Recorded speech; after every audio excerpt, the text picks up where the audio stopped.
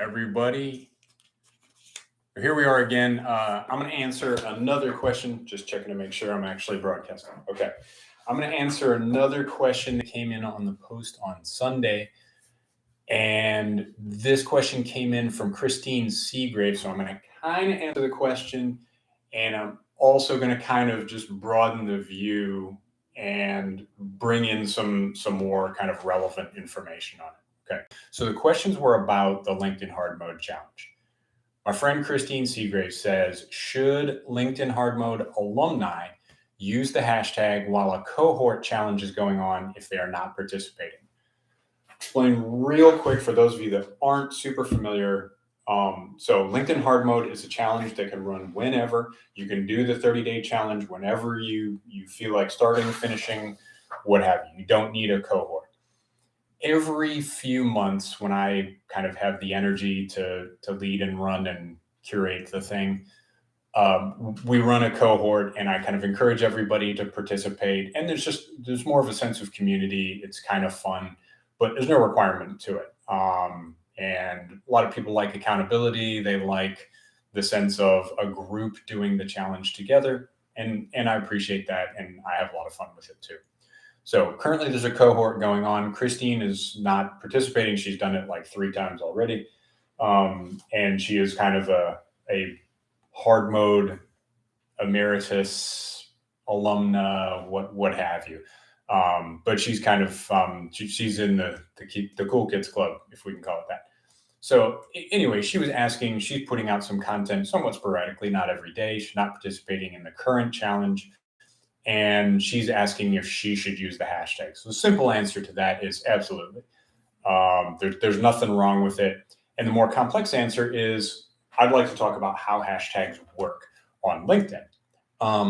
LinkedIn, compared to other social media platforms, is not kind of a hashtag heavy platform. It's not something like Twitter, where it's going to show you a ton of content based on the hashtags that you're following. So on LinkedIn, you can follow hashtags that are interesting to you, and you can go and search those hashtags if you don't have to follow them to search them. Anything that's interesting to you, you just type in the hashtag, and you're going to see what LinkedIn finds is the most kind of relevant and / recent content to show you. And then you can sort that hashtag to go only most recent, which is going to be purely chronological, the most recent posts that have that hashtag.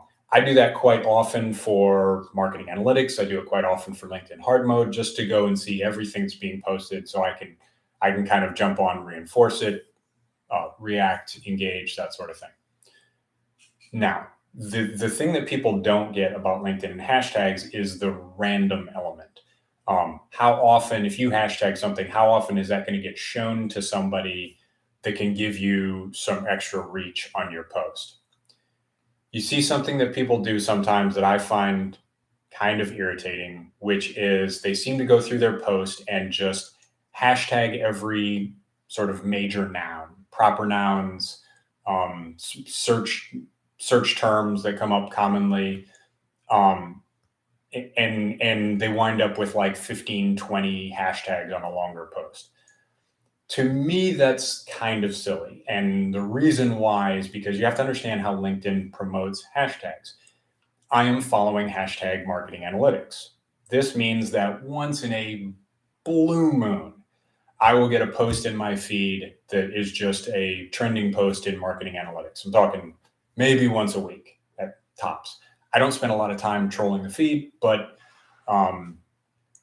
it's incredibly rare that a great post in marketing analytics is going to show up randomly to me, and then maybe I think, oh, this is a person I need to follow or connect with, that sort of thing. So going through your posts and just hashtagging random things, to me, is not terribly constructive. And the other thing is, people just hashtag stuff that's not even key search terms.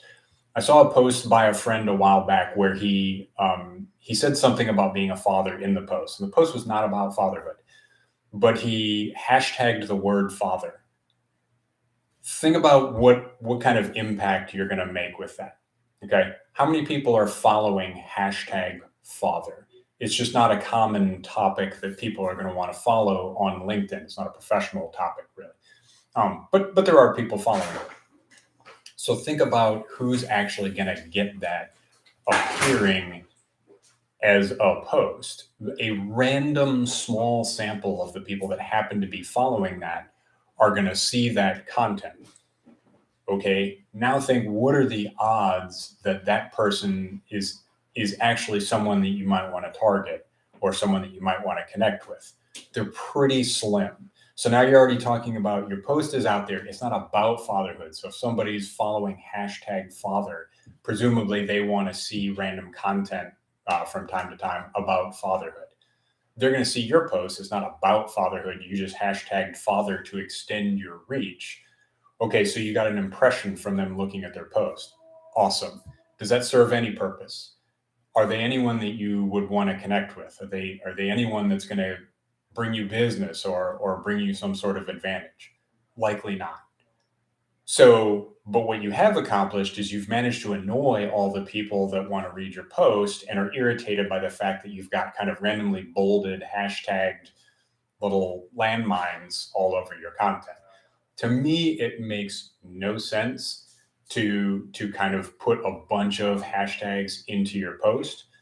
And so hashtagging on LinkedIn should be restricted to a handful of kind of relevant words and terms that are heavy use terms for people searching on LinkedIn. A lot of times I put marketing analytics on there.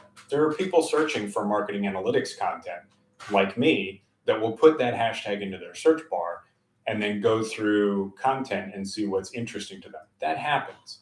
I doubt that's happening for random nouns like father or desk or lamp. It's just not a thing.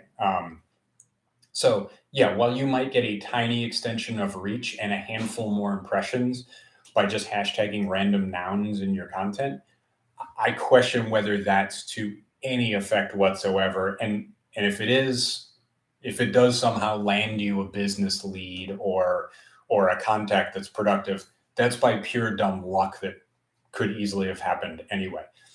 The other thing is a lot of kind of LinkedIn researchers and thinkers have gone through and done the math and figured out that if you put a ton of hashtags in your content, it'll actually depress the reach. I don't know if that's an algorithmic thing. I don't know if it's, because you will annoy your readers and they find your content difficult to read.